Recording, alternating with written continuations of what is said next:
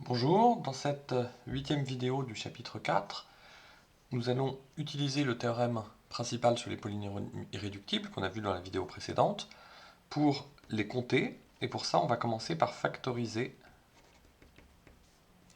le polynôme xqn moins x.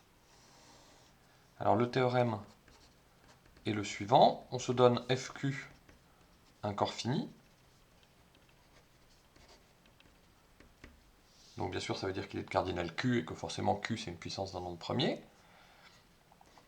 On se donne n un entier naturel non nul. Alors, dans fq crochet x, le polynôme xq puissance n moins x est le produit des polynômes irréductibles unitaires de fq crochet x dont le degré divise n. Alors ce théorème est très simple si n égale 1. Si n égale 1, on a le polynôme xq moins x, et ça affirme que c'est le produit des polynômes irréductibles unitaires de fq de x dont le degré divise 1, c'est-à-dire c'est le produit des polynômes grand x moins alpha, pour alpha dans fq, et on sait bien que, je vais l'écrire, pour n égale à 1, on sait bien que xq moins x, c'est le produit pour alpha dans fq de x moins alpha, puisque le polynôme qui est à gauche a pour racine tous les éléments de fq, que ce sont des racines simples, parce que ce polynôme est séparable. On peut dire aussi que on peut conclure en disant que son degré est égal à son nombre de racines. Donc, on a ce théorème-là, donc qui généralise au cas où n est quelconque cette propriété. Alors, comment est-ce qu'on va démontrer ce théorème? On va encore considérer, comme dans la preuve du théorème précédent, une action de z sur une extension. Donc on va considérer E une extension de fq de degré n, et l'action de z sur E donnée par un entier m agit sur un élément y de E en l'envoyant sur φq puissance m de y, où φq c'est le frobenius relatif à fq, c'est-à-dire le frobenius de E dans E relatif à fq, défini par φq de y égale y puissance q. Donc en fait, m.y, c'est y puissance q puissance m. Donc bien sûr, il existe toujours une extension de fq de degré n, il suffit de prendre un corps fini de cardinal q puissance n, ça on a vu qu'il existait bien un corps fini de ce cardinal, et on a vu aussi que dans ce cas-là, fq pouvait se réaliser comme un sous-corps de E, et donc on pouvait voir E comme une extension de fq. Donc, avec cette extension et cette action, on montre que l'application suivante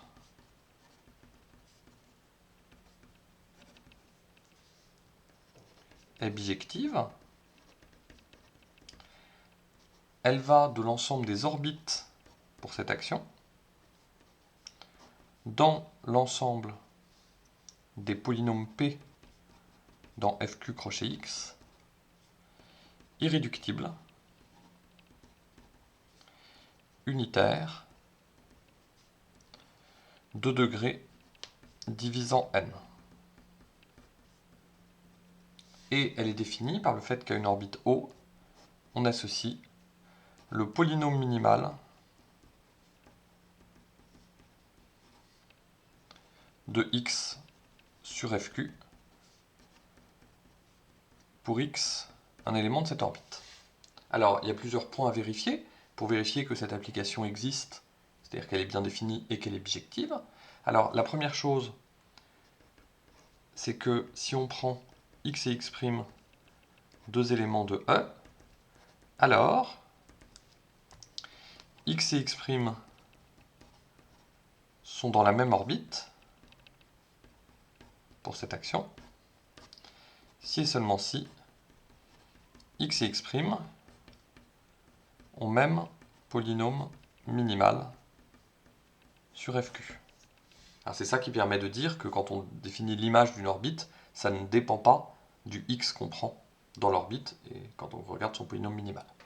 Alors, pourquoi est-ce que c'est vrai? Ça se déduit du théorème qu'on a vu dans la vidéo précédente. En effet, si on prend x et x' qui sont dans la même orbite, on peut regarder, alors je vais l'écrire, notons x dans E, et P son polynôme minimal, alors on a vu que P de x, c'était le produit, pour i allant de 0 jusqu'au degré de ce polynôme moins 1, de x puissance de grand X moins x puissance q puissance i. Et donc, si x et x' sont dans la même orbite, c'est que x', il s'écrit x puissance q puissance i pour un certain i, et en fait, on a vu que x puissance q puissance le degré de p, ça faisait x, et donc du coup, on peut prendre un i vérifiant cette propriété qui est strictement plus petit que le degré de p, et donc x', c'est l'une des autres racines de p, et donc, quand on a deux racines du même polynôme irréductible, ce polynôme irréductible, c'est le polynôme minimal de chacune des deux, et donc, on a montré que si x et x' sont dans la même orbite, alors ils ont le même polynôme minimal.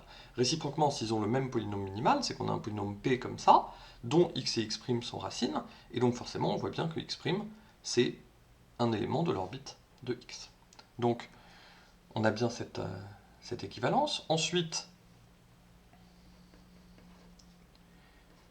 si x est dans E, on va noter P à nouveau, son polynôme minimal. Alors, le degré de P, c'est le degré de l'extension FQ de x sur FQ. Ça divise le degré de E sur FQ, parce que FQ de x, c'est une sous-extension de E. Et donc, c'est le théorème de multiplicativité des degrés, ça. Et ce degré, c'est n. Donc on a bien le fait que si on prend le polynôme minimal d'un élément x, c'est bien un polynôme qui est de degré divisant n.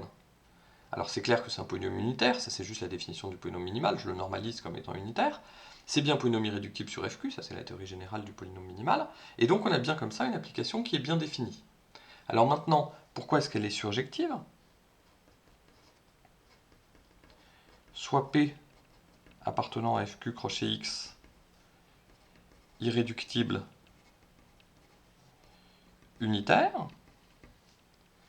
On va noter K un corps de rupture de ce polynôme P sur FQ, avec petit x un élément de K qui est une racine de P, et on suppose en plus que le degré de P divise n. Alors, le degré de K sur FQ, le degré de cette extension, c'est exactement le degré de P, ça divise le degré de l'extension E sur FQ, qui est n. Donc, K est isomorphe à une sous-extension de FQ. Ça, c'est le théorème qu'on avait vu. Si on a ici un corps de degré Q puissance D, un corps de cardinal Q puissance D, et ici un corps de cardinal Q puissance N, si D divise N, alors on peut plonger le corps de cardinal Q puissance D dans le corps de cardinal Q puissance N. Et donc, il existe un X' dans... K est isomorphe à une sous-extension de E, et pas de FQ, à une sous-extension de E, et donc il existe un X' dans E, qui est l'image de X dans E, qui est une racine de P. Et comme P est irréductible et unitaire sur FQ, P est bien le polynôme minimal de cet élément X'. Donc on voit que tout élément à l'arrivée est bien le polynôme minimal d'un certain élément de E, et donc que l'application ici est surjective. Ensuite, pourquoi elle est injective? Ça vient simplement de l'équivalence qu'on a dite au début. Si deux orbites ont la même image, eh bien en fait c'est que c'est la même orbite, puisque si deux éléments ont le même polynôme minimal, c'est qu'ils sont dans la même orbite. Donc on a bien démontré qu'on avait une bijection de cette façon. Alors maintenant, comment est-ce qu'on conclut? On conclut en disant que E est la réunion disjointe des orbites, mais si on utilise cette bijection, on peut indexer les orbites par leurs images, c'est-à-dire les polynômes irréductibles unitaires tels que le degré P divise n, c'est la réunion disjointe sur ces polynômes de l'orbite en question, c'est-à-dire de l'ensemble des racines de P.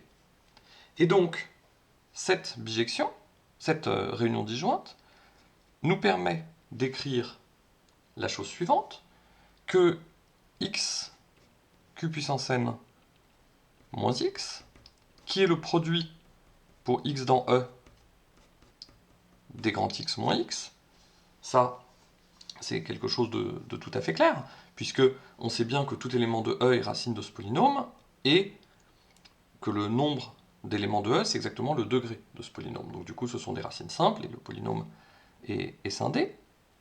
Donc, on a cette formule, et comme E, c'est une réunion disjointe, on peut scinder ce produit en disant que c'est le produit pour P irréductible unitaire tel que le degré de P divise n,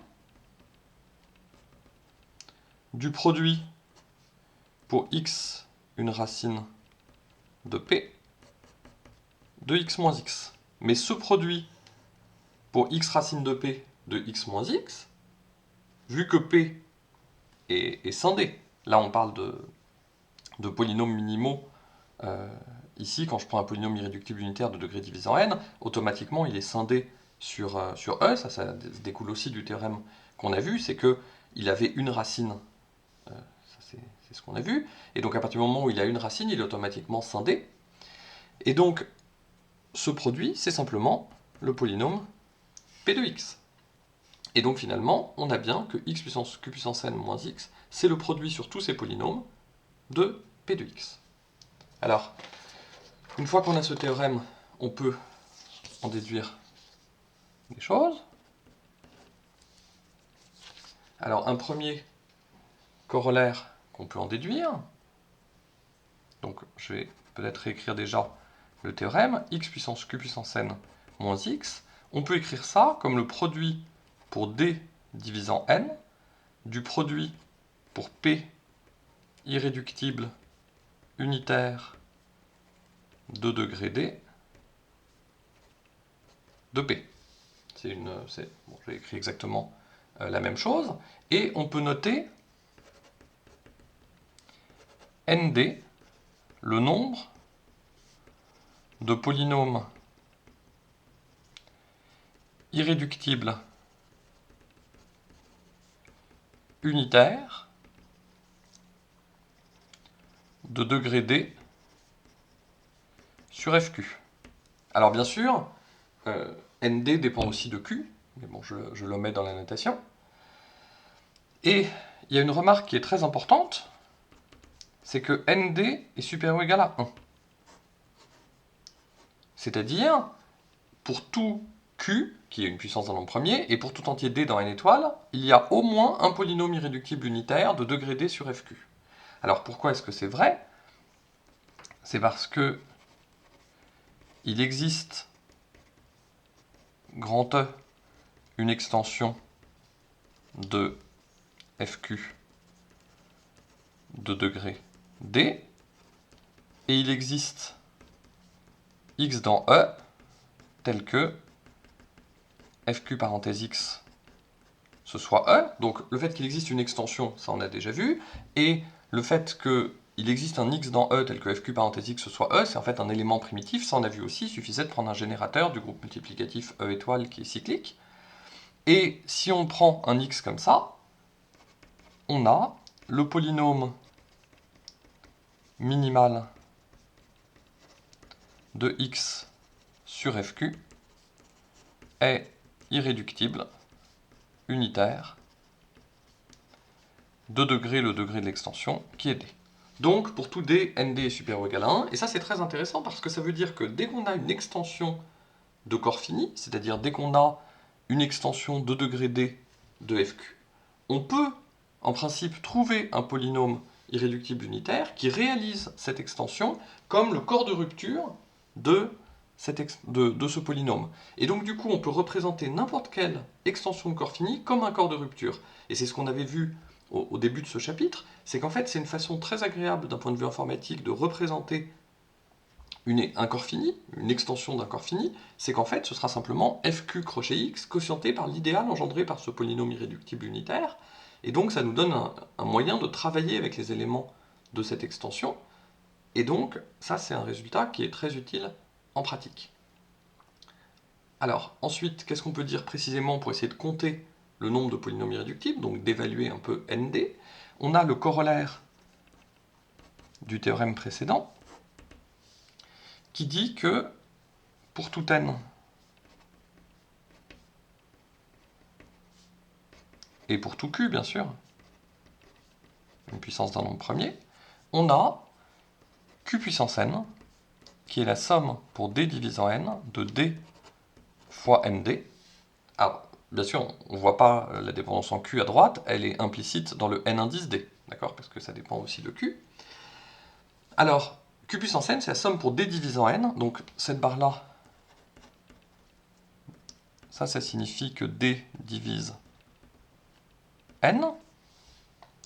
Et donc, comment est-ce qu'on démontre ça? Simplement en prenant les degrés dans la relation qui est là. À gauche, le degré, c'est q puissance n. À droite, le degré, c'est la somme pour d divisant n de la somme pour p irréductible unitaire de degré d du degré de p. Donc le degré de p, c'est toujours d dans cette somme. Et donc ça fait d fois le nombre de facteurs, qui est exactement nd par définition. Donc on a bien cette propriété.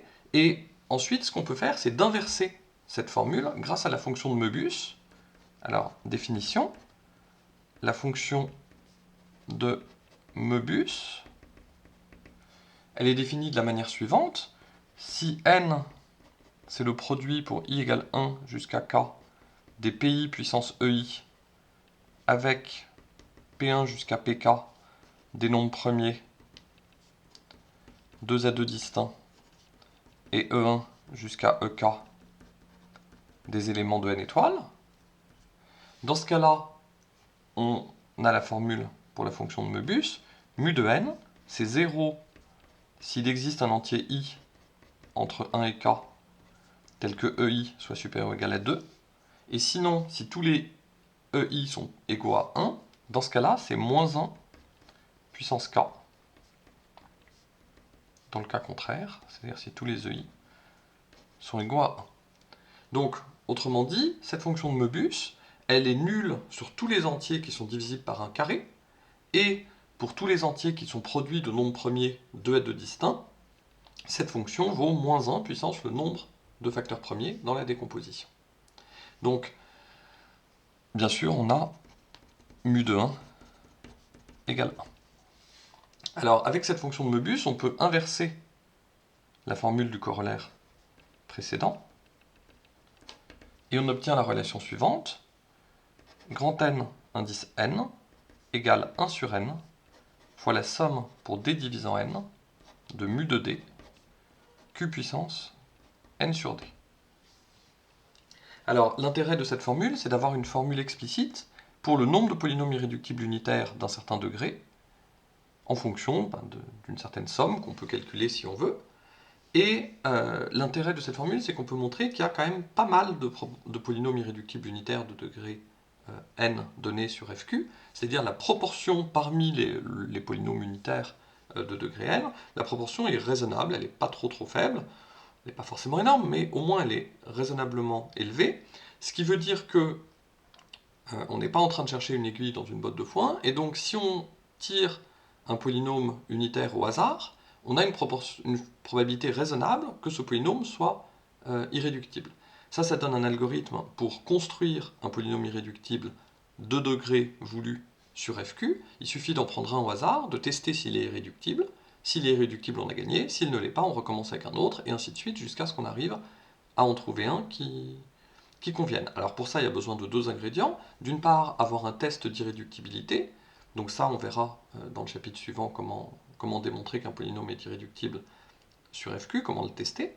Et ensuite, il y a besoin de savoir que on n'aura pas besoin de trop d'essais avant de trouver un polynôme qui soit irréductible.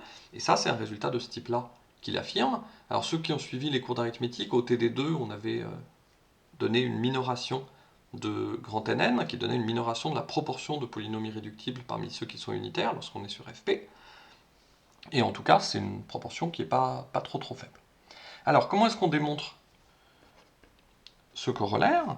Alors, pareil, ceux qui ont fait le cours d'arithmétique reconnaissent la formule d'inversion de Möbius avec la convolution arithmétique, c'est quelque chose de tout à fait classique, mais là, je ne suppose pas connu le cours d'arithmétique, donc je vais tout redémontrer. On va calculer la somme pour d divisant n de mu de d q puissance n sur d, donc je veux montrer que ça fait petit n fois grand N indice petit n.